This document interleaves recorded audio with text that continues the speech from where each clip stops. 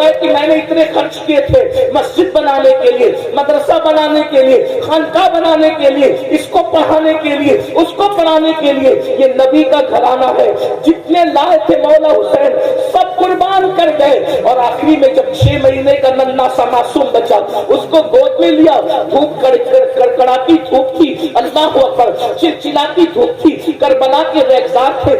ایسے میں میرے امام نے اپنی آستین کا سایہ اپنے بچے کے چہرے پہ کیا اور اس کے بعد پیدل یزیدیوں کی طرف بڑھے. یزیدی آپس میں باتیں کرنے لگے. حسین بوجھل قدموں سے آ رہے ہیں, ہماری طرف آ رہے ہیں. ایسا لگتا ہے کہ کہیں حسین بیعت کے لیے تو نہیں آ رہے ہیں. لیکن میرے امام جیسے ان کے سامنے پہنچے, مورخین لکھتے ہیں آپ نے فرمایا دیکھو یہ میرا ننھا 6 مہینے کا بچہ ہے اور یہ پیاس کی وجہ سے کبھی ہاتھوں کو سمیٹتا ہے, کبھی ہاتھوں کو پھیلاتا ہے, کبھی پیروں کو سمیٹتا ہے, کبھی پیروں کو پھیلاتا ہے. چند قطرے اس کو پانی پلا دو. اگر تم نے چند قطرے اس کو پانی پلا دیا تو انشاءاللہ قیامت کے دن ساقی کوثر کے ذریعے سے اس کا بدلہ میں ضرور تمہیں عطا کروں گا. میرے بچے کو پانی پلا دو. جانتے ہو مسلمانوں, جس آل البیت کی محبت اور مودت کی ہم بات کرتے ہیں, اللہ اکبر, وہ 6 مہینے کا ننھا معصوم جب میرے امام نے حضرت امام علی اصغر کے چہرے سے اپنی آستین ہٹائی, چلچلاتی سی دھوپ تھی, ننھا سا بچہ, ننھا سا شہزادہ پانی کی وجہ سے رو رہا تھا, زبان کو باہر نکال رہا تھا. اللہ اکبر, چہرہ زرد پڑ چکا تھا. جو امام نے کہا اگر تم سے اختلاف ہے تو ہمارا ہے, اس بچے سے کس کو کیا اختلاف ہو سکتا ہے؟ پھر یہ تم جس نبی کا کلمہ پڑھتے ہو اس نبی کا شہزادہ ہے, اس نبی کی اولاد ہے, اس نبی کی آل ہے. چند قطرے پانی پلا دو, اس کا صلہ ہم دیں گے. اللہ اکبر. ایک ظالم نے کہا حسین ہم پانی نہیں دیں گے, اس لیے کہ سانپ کا بچہ بھی سانپ ہوتا ہے. وہ دیکھو فرات کیسے موجے مار رہا ہے. کتے پیئیں گے, سور پیئیں گے, جانور پیئیں گے, نہ تم کو دیں گے نہ تمہاری اولاد کو دیں گے. اگر پانی چاہتے ہو تو بیعت کر لو, یزید کی بیعت کرو, اور بیعت نہیں کرتے تو ہم تمہیں پانی نہیں دیں گے. امام نے فرمایا ایک فاسق و فاجر, ایک زانی اور شرابی, ایک بے نمازی, ایک دین کا مذاق اڑانے والا, اس کی بیعت تو نہیں کر سکتا. سب کچھ قربان کر دوں گا لیکن بے نمازی کی بیعت نہیں کروں گا, شرابی کی بیعت نہیں کروں گا, زانی کی بیعت نہیں کروں گا, فاسق و فاجر کی بیعت نہیں کروں گا, دین کے مخالف کی بیعت نہیں کروں گا, دین کا مذاق اڑانے والے کی بیعت نہیں کروں گا, اللہ کے قانون کو پیروں تلے روندنے والے کی بیعت نہیں کروں گا. سب قربان کر دوں گا لیکن اس کی بیعت تو نہیں کروں گا. یہ باتیں ہو رہی تھی. اللہ اکبر.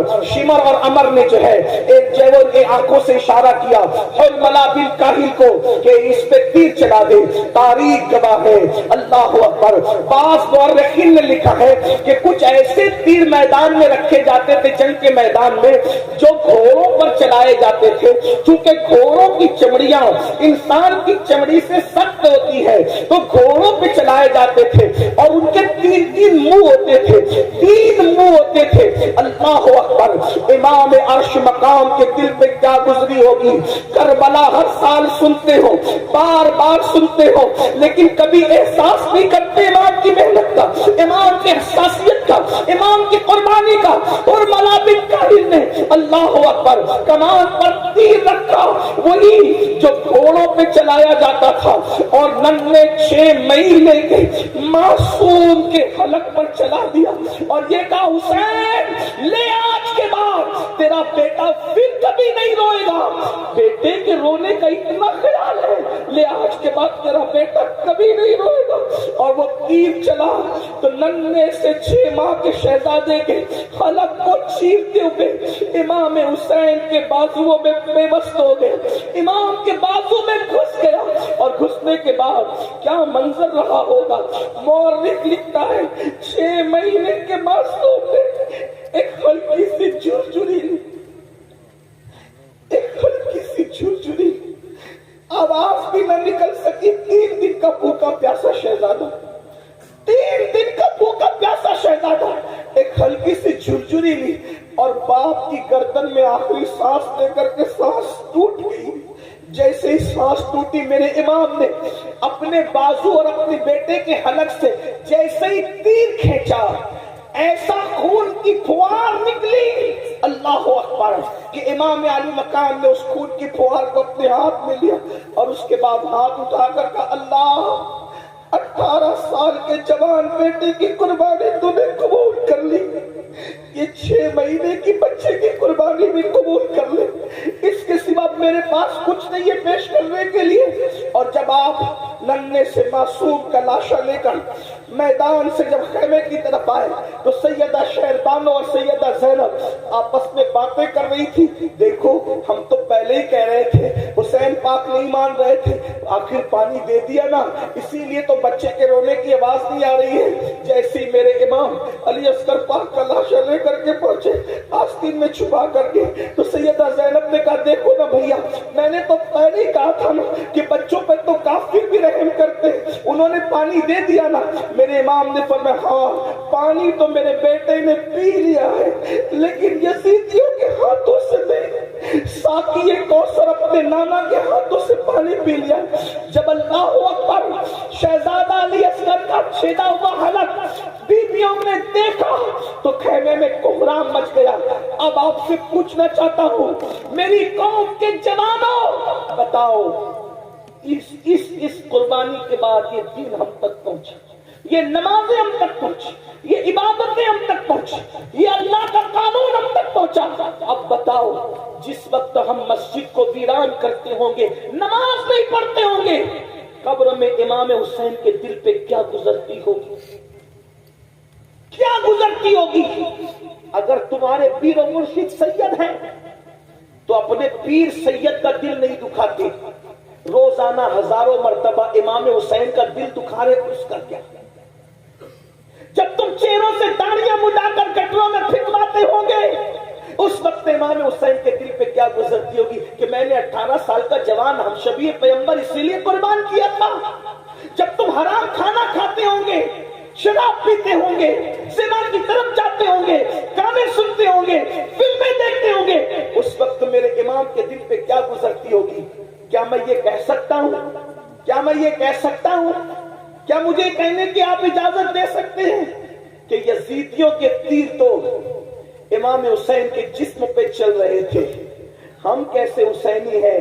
ہم تیر امام حسین کے جسم پہ نہیں چلا رہے، ہم تو یہ دکھوں کے تیر امام حسین کے دل پہ چلا رہے ہیں۔ کیا منہ دکھاؤ گے قیامت کے دن امام حسین کے نانا کو؟ کیا منہ دکھاؤ گے قیامت کے دن امام حسین کے بابا کو؟ کیا منہ لے کر جاؤ گے؟ دین سے اپنا تعلق کیا رہ گیا؟ امام حسین نے بتایا ایک طرف اللہ کا دین ہو اور ایک طرف معصوم علی اصغر جیسا 6 مہینے کا بچہ ہو تو میں دین کے سامنے اپنے بچے کو نہیں دیکھوں گا، دین بچانے کے لیے میں بچہ بھی قربان کر دوں گا۔ اور آج ہم کیا کر رہے ہیں؟ اللہ کے دین کو پیروں تلے کچل رہے ہیں، اللہ کے دین کو پیٹ کے پیچھے ڈال رہے ہیں۔ بتائیے تو صحیح، ہم یزیدیت کے راستے پہ کہیں نہ کہیں چل پڑے ہیں۔ اس لیے اتنی بڑی کانفرنس جہاں ہزاروں حسینی موجود ہے، صحابہ اور اہل البیت کے عشاق موجود ہے، میری گزارش ہے اس بات کا احساس کرو کہ ہمارے لیے سب سے بڑی چیز اللہ کا دین ہے، اسلام ہے، قرآن ہے، ایمان ہے۔ میرے امام نے 18 سال کا کڑیل جوان شہزادے علی اکبر کو قربان کر دیا دین کے لیے، اور ہم 250 روپے کی چپل بیچنے کے لیے جھوٹی قسم اللہ کی کھا لیتے ہیں۔ کوئی موبائل چوری کر رہا ہے، کوئی چپل چوری کر رہا ہے، کوئی سود کے دھندے کر رہا ہے، کوئی حرام کاروبار کر رہا ہے۔ مسلمانوں بتاؤ دین سے اپنا تعلق کیا رہ گیا؟ یاد رکھنا، دینداری اپنے اندر پیدا کرو۔ آج بھائی بھائی میں اختلاف ہے، یہ کیا حسینیت ہے؟ بھائی بھائی میں جھگڑا ہے، یہ کیا حسینیت ہے؟ نہیں میرے بھائی، یہ حسینیت نہیں ہے۔ حسینیت کیا ہے؟ کربلا والوں کی پہچان کیا ہے؟ اللہ اکبر، جب کربلا ہو گیا، کربلا ہونے کے بعد امام زین العابدین پاک مدینہ منورہ آ گئے، آپ کی شادی بھی ہو گئی، کئی دن گزر چکے۔ اللہ اکبر، کبھی نہیں ہنسے امام زین العابدین، کبھی نہیں ہنسے کربلا کے بعد، کبھی نہیں مسکرائے، کبھی ٹھنڈا پانی بھی نہیں پیا، کبھی اچھا کھانا بھی نہیں کھایا، جلدی سوتے بھی نہیں تھے، رات دن عبادت इबादत इबादत इबादत, रोना रोना रोना। एक दिन ऐसा हुआ कि मदीने मुनव्वरा के अंदर कोई दौड़ते हुए आया और आने के बाद कहने लगा, इमाम इमाम, एक बंदा है जो करबला में था और अहले बैत पे उसने जुल्म किया था, वो मदीने मुनव्वरा आया है और मदीने के लोगों ने अपने दरवाजे बंद कर लिए, मदीने के लोगों ने अपने दरवाजे उसके लिए बंद कर लिए हैं। इमाम, इतनी खुशी की बात है कि सबने दरवाजे बंद कर लिए, न उसको कोई रहने को जगह देता है, न खाना देता है, न पानी देता है। इमाम ने सुना, वो खुशी खुशी बता रहा था कि आप लोगों का दुश्मन, आप लोगों का कातिल, आपके घरों को उजाड़ने वाला मदीने आया तो मदीने मुनव्वरा में जलील हो रहा है, न कोई घर दे रहा है, न कोई खाना दे रहा है, न कोई पानी दे रहा है। मेरे इमाम ज़ैनुल आबिदीन सैयद सज्जाद मज़लूम करबला सैयदुल आबिदीन ज़ैनुल आबिदीन अबुल अइम्मा सैयदना इमामुल मुहद्दिसीन इमाम ज़ैनुल आबिदीन ने फरमाया, वो कहाँ है, उसको बुलाओ, उसको बुला के ला। ये हंसी की बात नहीं है, उसको बुला के ला। अरे वो कुछ भी है, मुसाफिर है ना, हमारे शहर में आया। कौन? कातिल अहले बैत। बुला उसको। वो आया, आने के बाद इमाम ने दस्तरखान बिछाया, उसको खाना खिलाया, उसको पानी पिलाया। फरमाया, कितने दिन मदीने में रहोगे बता दो, रहने का इंतजाम हो जाएगा। वो खा पी करके इमाम को देख रहा था ऊपर से नीचे तक, और उसने कहा, अली, आपका असल नाम? अली इब्न हुसैन, इमाम ज़ैनुल आबिदीन का असल। अली, शायद तुमने मुझे पहचाना नहीं, ये जो तुम एहसान पे एहसान किए जा रहे हो, तुमने मुझे पहचाना नहीं। इमाम की आंखों में खून उतर आया, और खून उतर आया तो मेरे इमाम ने फरमाया, ये जो मदीने वालों ने दरवाजा बंद कर लिया, इनमें से कोई करबला में नहीं था। जो करबला में नहीं थे उन्होंने तुझे पहचान लिया, मैं तो करबला में मौजूद था। तू वही है ना? तेरे ही कहने से मेरी फूफियों के और बहनों के दुपट्टे छीने गए थे। तू वही है ना? तेरे कहने से मेरे गले में तोप डाला गया था, मेरी पीठ पर ताशियाने मारे गए थे। तू वही है ना? तेरे कहने से मेरे भाई अली असगर के हलक में तीर चलाया गया था। तू वही है ना? तेरे कहने पर इमाम ज़ैनुल आबिदीन ने फरमाया, मेरी पीठ के नीचे बीमारी में जो बिस्तर था वो तक खींच लिया गया था, चूल्हा तक लूट लिया गया था। तू वही है ना? वही है ना? वही है ना? उसने कहा, मैं तो वही हूं। कहा, जिन्होंने नहीं देखा उन्होंने पहचाना, मैंने तो तुझे देखा था, तेरे जुल्म सहे थे। कहा, फिर इमाम, जब आपने मुझे पहचान लिया तो फिर ये एहसान किस लिए कर रहे हैं? इरशाद फरमाया, जो कुछ तूने किया वो तेरे खून की खबासत थी, और जो हम कर रहे हैं ये हमारे खानदान की रिवायत। हमारे दरवाजे पे अगर दुश्मन भी चल के आता है, इंतकाम तो अल्लाह लेगा तुम लोगों से, लेकिन चूंकि दरवाजे पर चल कर आए हो तो हम तुम्हें खाना खाए बगैर जाने नहीं देंगे। ये हुसैनियत है, ये करबला वालों का किरदार। आपकी अम्मी से आपकी कितनी बनती भाइयों, वो बताओ। इमाम ज़ैनुल आबिदीन अपने बाबा को दुख देने वाले और अहलुल बैत पे जुल्म करने वाले जालिम को भी चौखट पे बुला के खाना खिला रहे, कहते हैं अल्लाह इंतकाम लेगा। आप बताओ, वहां दुश्मन के साथ ये सलूक है, ये इमाम हुसैन की तरबियत है। आज आप तो अपनी अम्मी की कभी एहतराम नहीं करते, आप अपने अब्बू का एहतराम नहीं करते। नाक खानी करने वाले को 10-10 की, 20-20 की, 100-100, 500-500 की नोट लाके देते हो, मुकर्रिर को लाके देते हो, पीर साहब को लाके देते हो। क्या ऐसे खुशदिली के साथ अपने माँ बाप को भी लाके देते हो? कौन सी हुसैनियत पर हम अमल कर रहे हैं? माँ बाप दवा के लिए तरस रहे हैं, उनको कहते हो डोकरी डोकरा, बुड्ढी बुड्ढा, हम तुम्हें कितना पाले, कितनी परवरिश करें, या सब कुछ कमा के तुम्हें पे खर्चा कर दे? माँ बाप की बद्दुआ लेते हो और यहाँ लाके नजराना देते हो। मैं सच्ची बात कहने वाला आदमी हूँ, एक बात याद रखना, माँ बाप की बद्दुआ लोगे, किसी की दुआ तुम्हें कभी तरक्की नहीं दिला सकती। ये बात मैं हक कह जा रहा हूँ, इंशाअल्लाह ये हमारे मखदूम साहब के शहजादे मेरी तारीफ करेंगे। माँ बाप की बद्दुआ लेकर माँ बाप का दिल दुखा के, चाहे सैयद साहब की दुआ ले लो, चाहे पीर साहब की दुआ ले लो, चाहे इमाम साहब की दुआ ले लो, चाहे किसी वली की दुआ ले लो, अगर माँ बाप नाराज है किसी की दुआ तुम्हें तरक्की पे नहीं ले जा सकती। अपने आप में डूब के सोचो, क्या ताल्लुक है माँ बाप से। माँ बाप बीमार पड़ते हैं तो मुंह छुपाते फिरते हो कि दवा खाने का बिल न भरना पड़े। बीवी के लिए कपड़ा लाना है तो 4-4 हजार का ड्रेस लाएंगे, और माँ बाप के लिए 500 रुपए का। अरे बुढ़ा बुढ़ी को क्या जरूरत है, उनको थोड़ी कोई जवानी आ रही है। क्यों भाइयों, बुढ़ों को दिल नहीं होता? कभी अपने बचपन पे भी तो ख्याल करो। जब हम बच्चे थे तो हमारे माँ बाप अपने लिए कपड़े नहीं बनाते थे।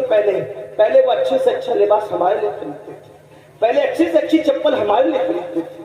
अगर खाना भी बनता था तो बाप के साथ खाते थे, अम्मी के साथ अच्छी वाली गोश्त की बोटी अम्मी हमें खिलाती थी, और जो बचता था वो खुद खाती थी। कभी कभी घर में मिठाई आती थी, हमें खिला देती थी, खुद नहीं खाती थी। ये हमारी माओ ने हम पे एहसान किया। भाइयों, हम पेशाब कर देते थे सर्दियों में तो गीले बिस्तर पर, पेशाब वाले बिस्तर पे मां सोती थी, ठंडे ठंडे बिस्तर पे, और हमें अपने सीने पे सुलाती थी, खुश्क बिस्तर पे सुलाती थी। हुसैनियों, अहलुल बैत से मोहब्बत करते, क्या ताल्लुक है माँ बाप से? अरे जिससे जो माँ बाप का वफादार नहीं, वो अहले बैत से सच्ची मोहब्बत नहीं करता।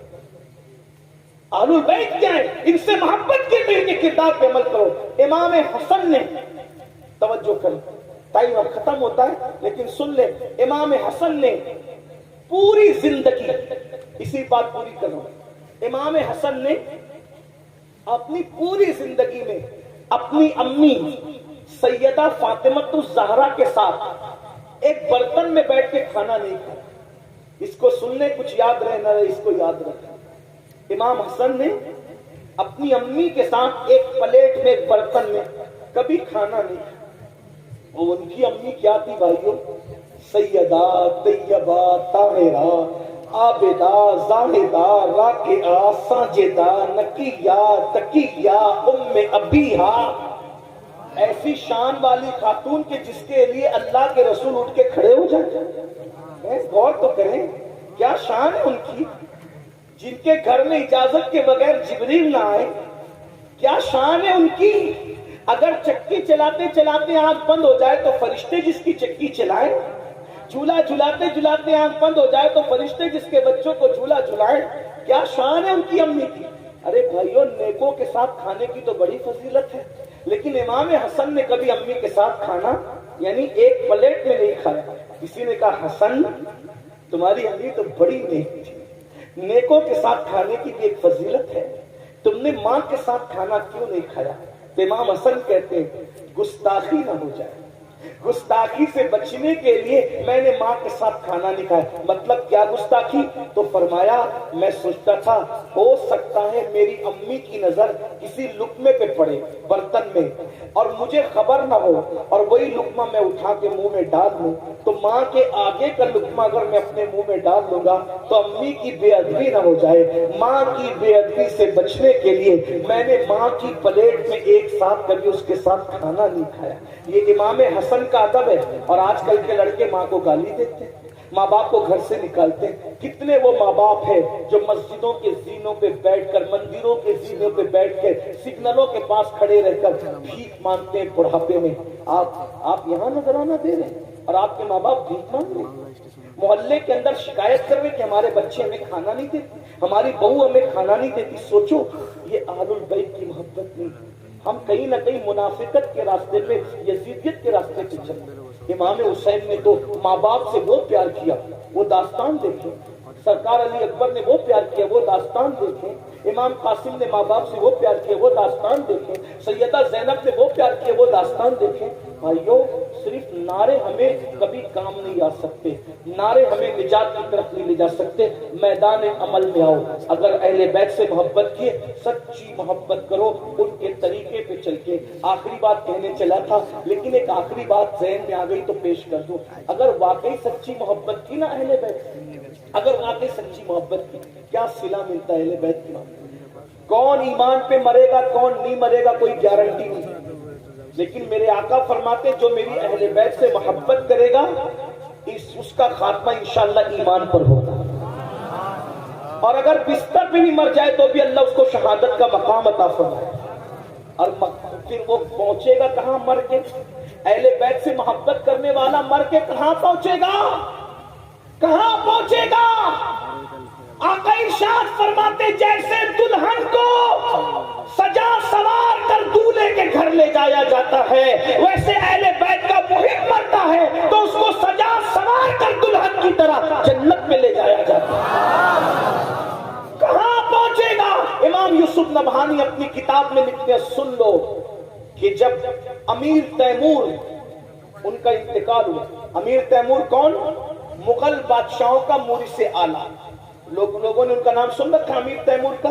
امیر تیمور کا امام یوسف نبہانی لکھ رہے، بھائیوں میں نقل کر رہا ہوں ان کی بات کو، امیر تیمور کا انتقال ہوا، امام یوسف نبہانی لکھتے ہیں کہ اس کے بچپنے کے دوستوں نے اس کو خواب میں دیکھا کہ تخت بچھا ہوا ہے، اس پر اللہ کے رسول تخت پہ بیٹھے ہیں اور امیر تیمور حضور کے قدموں میں بیٹھا ہے۔ کہاں بیٹھا ہے امیر تیمور؟ حضور کے۔ بھائیوں یہاں پیر کے قدموں میں بیٹھنے کا موقع مل جائے تو آدمی سوچتا ہے میں مقدر کا سکندر ہوں کہ مجھے پیر کے قدموں میں بیٹھنے کا موقع مل گیا ہے نا، لیکن قربان جائے، ہائے ہائے ہائے، امیر تیمور کو کیا مقام ملا موت کے بعد؟ حضور کے قدموں میں بیٹھا ہے۔ تو بچپنے کے دوستوں نے رشک کرتے ہوئے کہا، او دشمن خدا، تیرا کون سا ایسا عمل تھا جو تو رسول اللہ کے قدموں میں مر کے پہنچ گیا، حضور کے قدموں میں پہنچ گیا؟ اس سے پہلے کہ تیمور کچھ کہتے آقا نے خود فرمایا، ارے یہ کچھ بھی تھا، میری اہل بیت سے محبت کرتا تھا، اس کو اس لیے مقام بنا دیا۔ یہ اہل بیت کی محبت کا صلہ ہے۔ اس لیے میرے بھائیوں، گناہ سے توبہ کرو، آج کی محفل توبہ کی محفل بن جائے، گناہوں سے بچو، نماز کے پابند بنو، نماز کی پابندی کرو، اس لیے کہ امام حسین جب بے نمازی یزید سے نفرت کر سکتے ہیں، ہم نماز نہیں پڑھیں گے تو ہم سے بھی نفرت کر سکتے ہیں، ہم شراب پئیں گے تو ہم سے بھی نفرت کر سکتے ہیں۔ اس لیے سچی توبہ کرو، امام حسین کو خوش کرو، ان کے نانا کو خوش کرو، ان کے رب کو خوش کرو، راضی کرو، اپنی زندگی کو بدلو تبدیل کرو، اور خاص طور پہ اپنے بچوں کو علم دین سکھاتے ہو سکھاؤ، ساتھ ہی ساتھ دنیاوی علوم بھی ان کو سکھاؤ، ان کو ایجوکیشن دو۔ کب تک کے غربت میں زندگی گزارو گے؟ کب تک ان پڑھ رہ کر زندگی گزارو گے؟ کب تک جہالت کی وادیوں میں زندگی گزارو گے؟ اہل بیت کا پیغام یہ بھی ہے، اس پورے گھرانے میں کوئی چھوٹا موٹا پڑھا لکھا تھا نہیں، سب بڑے بڑے پڑھے لکھے تھے، اس لیے سب امام ہوئے۔ اتنے بڑے بڑے پڑھے لکھے تھے کہ امام اعظم جیسے امام کے بھی استاد اگر دیکھنا ہے تو آپ کو اہل بیت کے گھرانے میں ملیں گے، امام شافعی کے استاد دیکھنا ہے تو اہل بیت کے گھرانے میں ملیں گے، امام احمد ابن حنبل کے استاد، یعنی استادوں کی زندگی دیکھنا ہے تو وہ سب آپ کو اہل بیت کے گھرانے میں ملیں گے۔ تو آپ بھی اپنے بچوں کو پڑھائیے، تعلیم دیجیے، یہ غربت کی زندگی سے آپ کو نکلنا پڑے گا، اس لیے کہ تعلیم عام ہوگی، غربت کا خاتمہ ہوگا، تعلیم عام ہوگی، اچھی سوچ عام ہوگی، تعلیم عام ہوگی، جرائم کا خاتمہ ہوگا، کرپشن کا خاتمہ ہوگا۔ یہ مت سوچو کہ ہمارے بچوں کو ہم کیوں پڑھائیں، بچوں کو پڑھائیں